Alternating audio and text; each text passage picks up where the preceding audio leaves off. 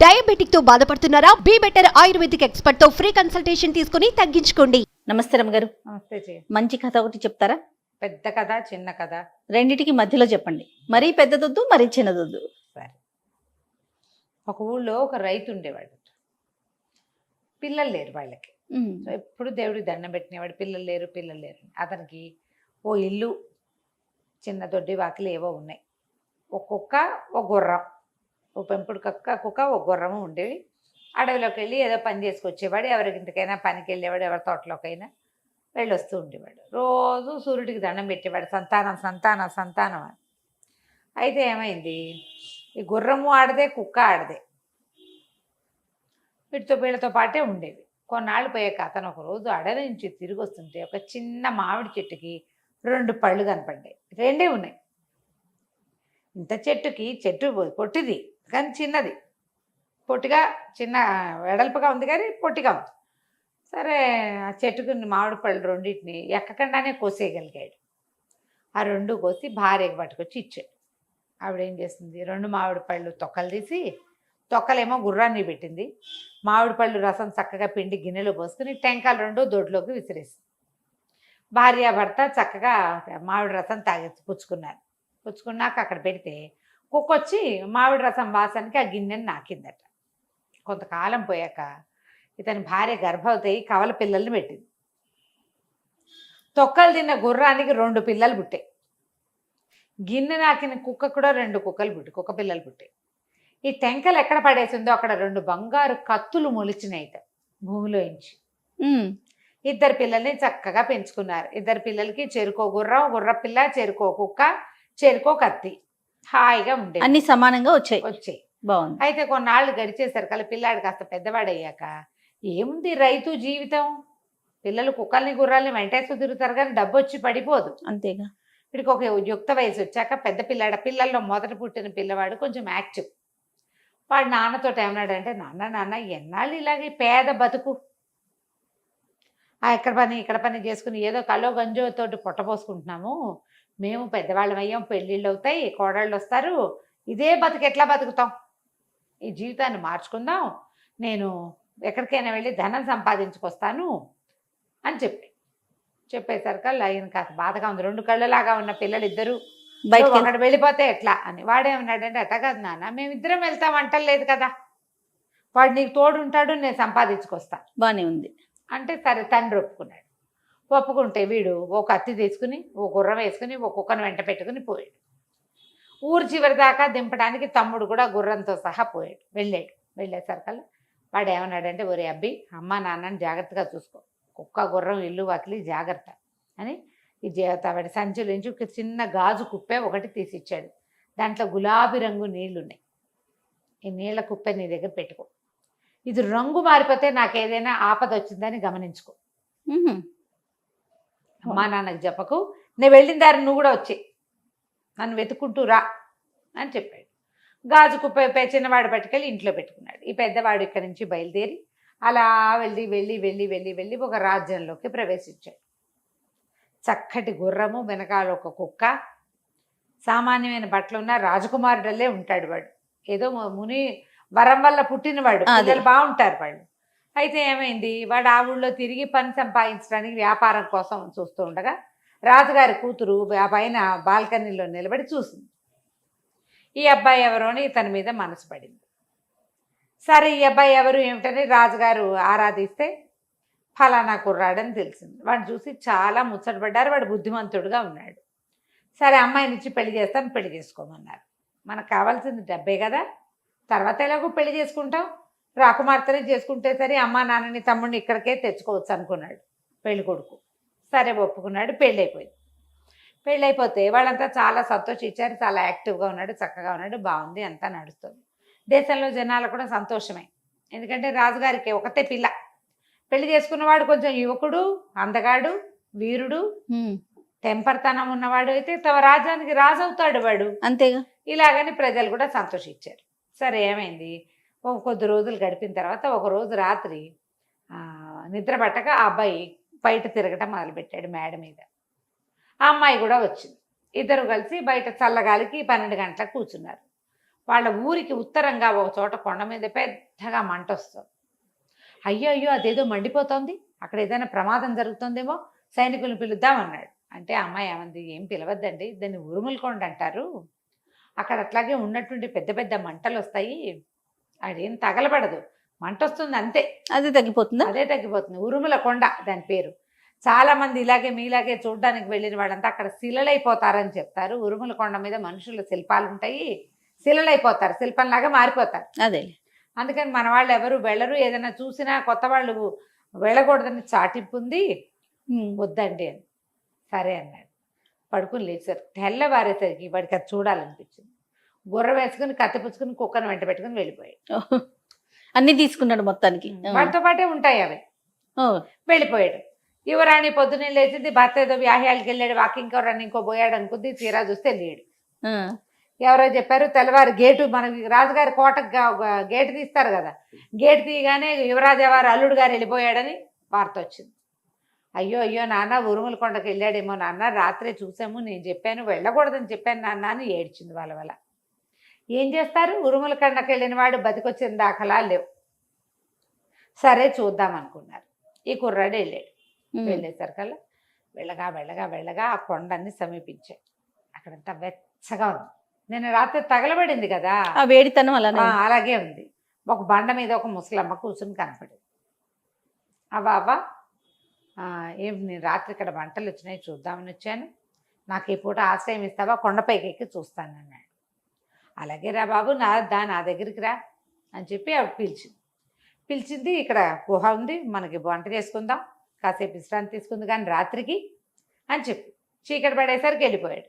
వెళ్తూ వెళ్తూ ఆ చుట్టుపక్కల ఉన్నవేవో మొక్కల్లోంచి కాసిన ఆకులు ఆ చెట్టు నుంచి ఈ చెట్టు నుంచి కోసుకుంటూ వెళ్తోంది. వీడికి అర్థం కాదు. ఆవిడ వెనకాలే వెళ్ళాడు. ఈవిడ ఏం చేసింది, గుహ దగ్గర ఆగి లోపల పదనైనా అని లోపలికి చేయి చూపించింది. లోపలికి నడిచేశాడు.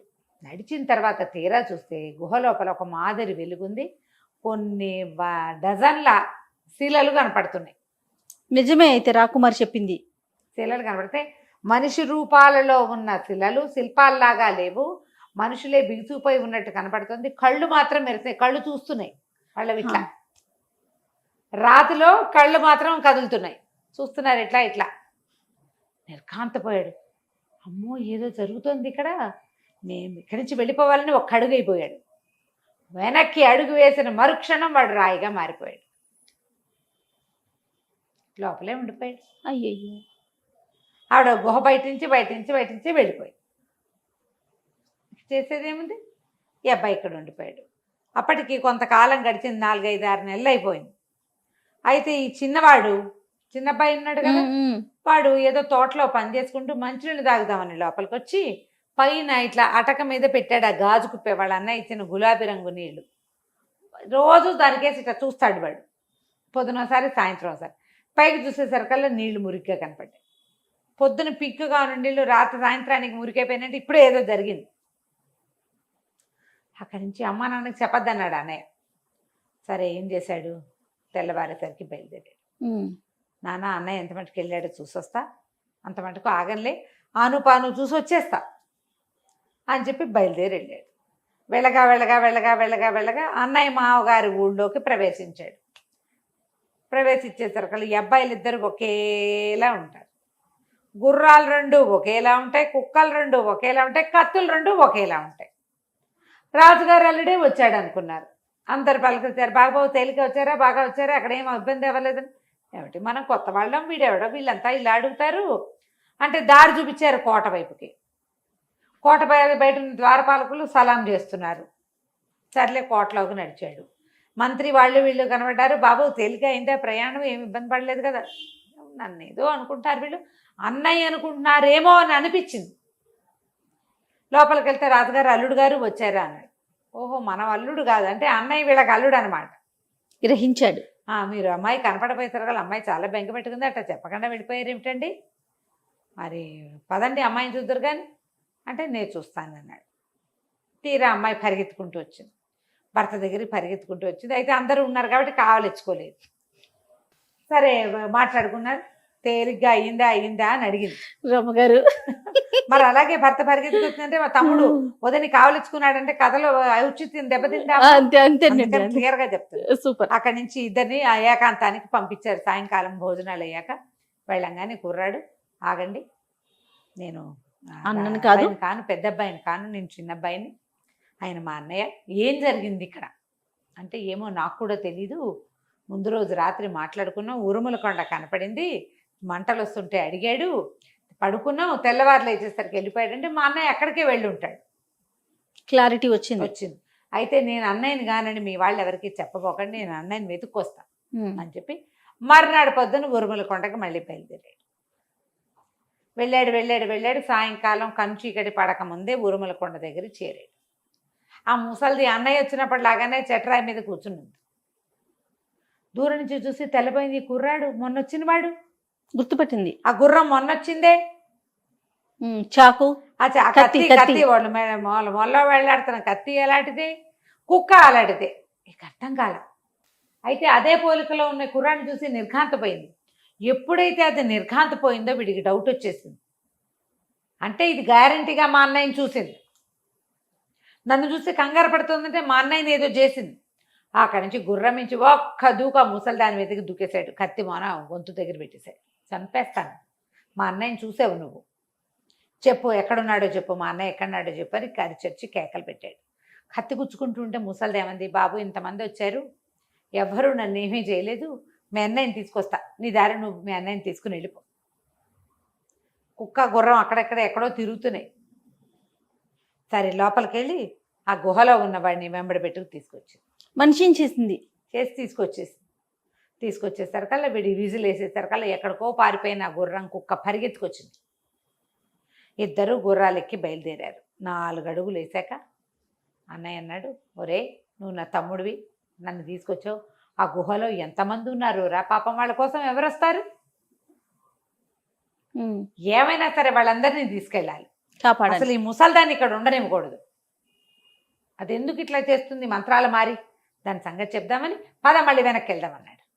అందరూ ఇద్దరు వెనక్కి వెళ్ళిపోయారు. మొత్తం కుక్కలు అన్ని గుర్రాలు కుక్కలు వెనక్కి తిరిగినాయి. 2 గుర్రాలు 2 కుక్కలు వెనక్కి తిరిగి వచ్చేసారు.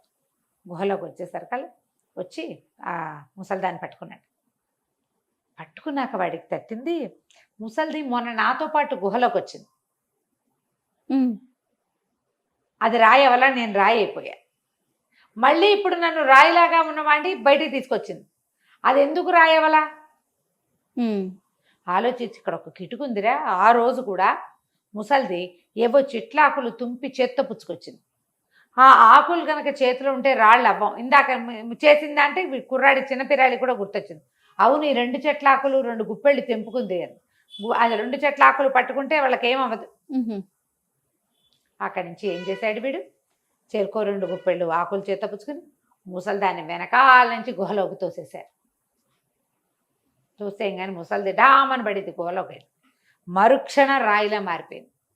వీళ్ళ ఆకులతోటి గుహలోకి వెళ్ళి అందరికీ ముట్టించారు, ఆకులు రాశారు. ఎన్ని విగ్రహాలు ఉన్నాయో లోపల మొత్తం జనమంతా బయటకు వచ్చారు.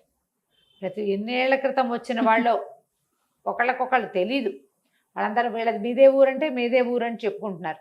అందరినీ బయటికి తీసుకొచ్చాక ఎవరి దారిని వాళ్ళు మీ ఊరు వెళ్ళిపోండి, లేదా మా ఊరు వస్తే మా రాజుగారు మా మావగారు మిమ్మల్ని మేము ఈ ఊళ్ళకి పంపిస్తారు, పదండి నడిచి వెళ్దామని తీసుకొచ్చాడు. ఈ వచ్చిన వాళ్ళల్లో ఒక రాజుగారు ఒక కూతురు ఉన్నారు. ఆ రాజుగారు అన్నాడు, నాయన ఎన్నాళ్ళ క్రితమో వచ్చి ఇక్కడ పట్టుబడిపోయాం, మరి మా పిల్లని పెళ్లి చేసుకో, చిన్నవాడికి ఇచ్చి ఆ 2వ రాజుగారి కూతురు నుంచి పెళ్లి చేసుకున్నారు. అమ్మా నాన్నని ఊరి నుంచి తీసుకొచ్చుకున్నారు. మొదటి రాజుగారి అమ్మాయిని పెళ్లి చేసుకున్నాడుగా, ఆ రాజుగారి రాజ్యాన్ని పెద్దవాడు రాయిగా మారి మళ్ళీ మనిషిగా మారిపోయిన రాజుగారి అమ్మాయిని పెళ్లి చేసుకుని 2వ రాజ్యాన్ని చిన్నవాడు పరిపాలిస్తూ హాయిగా ఉన్నారు. కథ కంచికి మనం ఇంటికి. ఆ ముసలిది రాయిగా అలానే ఉంది, ఆ లోపలే ఉండిపోయింది గుహలో, అంతే. రైట్, చాలా బాగుంది రమ్మగారు. నమస్తే. నమస్తే.